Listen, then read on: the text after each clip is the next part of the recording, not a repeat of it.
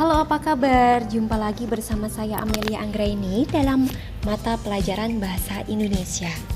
Teman-teman, hari ini kita akan belajar tentang teks ulasan.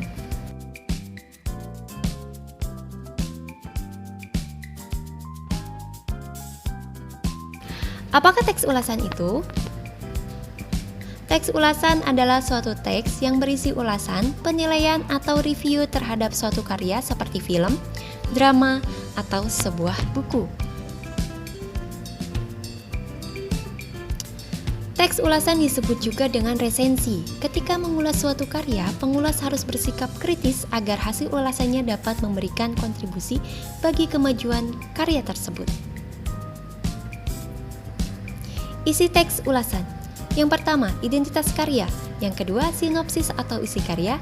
Yang ketiga, pandangan dan evaluasi terhadap karya. Ciri-ciri teks ulasan.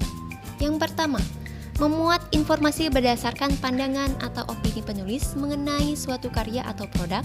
Yang kedua, opininya berdasarkan fakta yang ditafsirkan. Dan yang terakhir, memiliki nama lain yaitu resensi.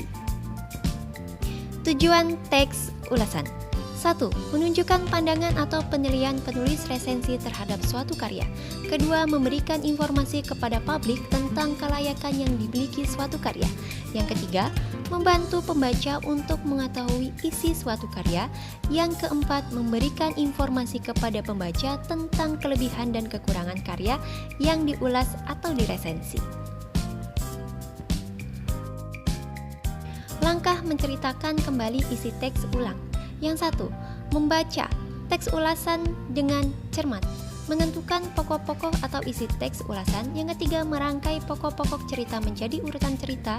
Yang keempat, menceritakan kembali isi teks ulasan dengan bahasa sendiri secara lisan dan tertulis. Aspek penilaian menceritakan kembali isi teks ulasan.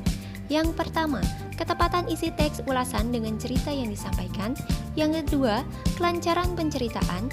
Yang ketiga, intonasi dan kejelasan lafal. 4. Gerak atau mimik. 5. Kepercayaan diri. Demikian dari teks ulasan. Terima kasih.